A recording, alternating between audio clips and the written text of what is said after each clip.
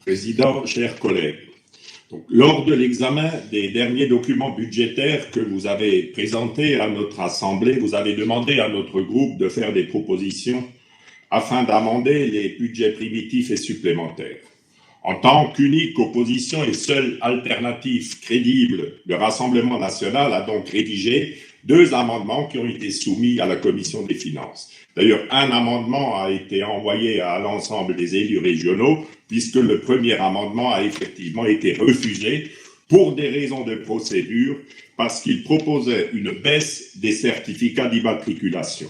En réalité, ce refus démontre une fois de plus que vous voulez bâillonner le débat démocratique de cette Assemblée, car cet amendement est la preuve évidente du surcoût de cette trop vaste région. En effet, quoi que l'on dise, le contribuable alsacien paye 5,50 € de plus par cheval fiscal. Ceci est une réalité. Et vous pénalisez les Alsaciens, comme vous les avez trahis et comme vous les trahissez encore en stigmatisant les propos tenus par le Premier ministre et en les maintenant dans ce carcan grand-estien qui ne correspond à aucune réalité économique et historique. Quand j'ai parlé en commission des finances de cette augmentation, votre vice-président m'a parlé d'harmonisation. Monsieur le Président, vous auriez dû jouer dans Pinocchio, vous auriez eu le rôle principal.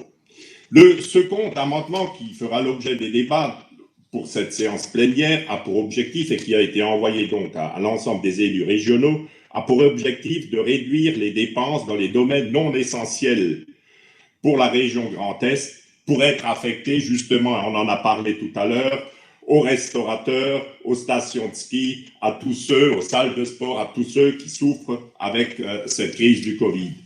Dans le tableau que nous vous avons soumis, nous avons demandé de réduire de 3 millions d'euros les frais de publicité et des relations publiques qui s'élèvent à cette année à 6 673 000 € contre 5 79 000 € en 2019.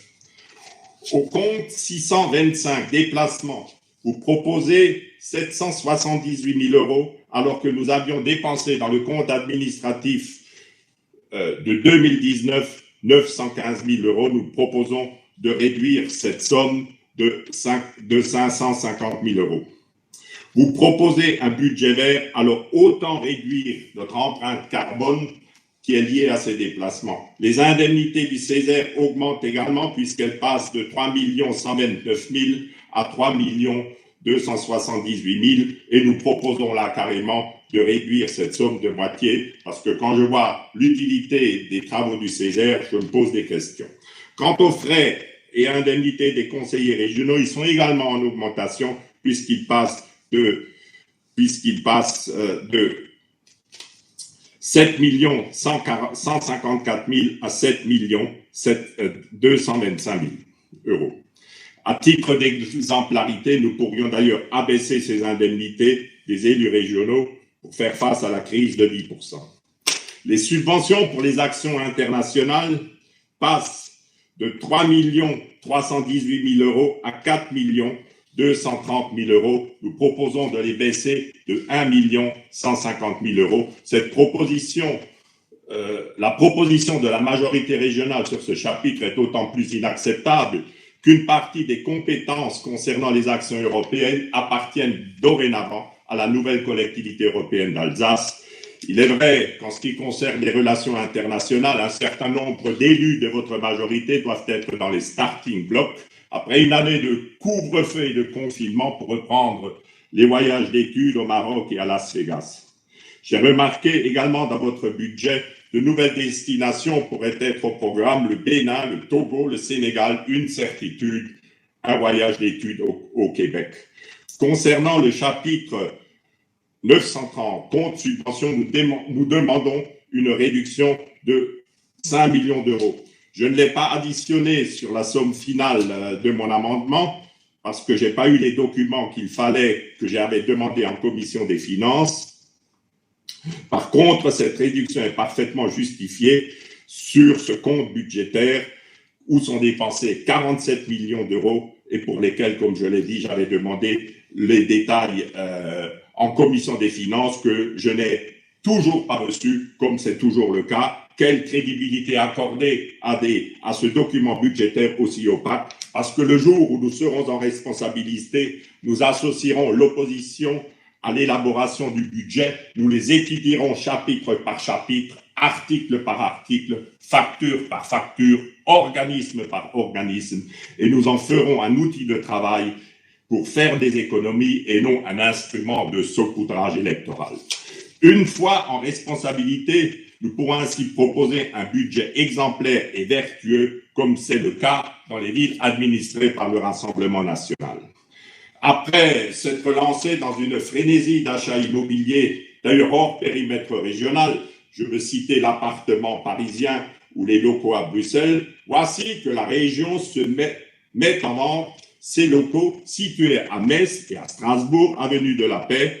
Me voilà rassuré au moins, Monsieur le Président, vous aurez un point de chute en cas d'échec pour les élections régionales pour remplacer Stéphane Plaza.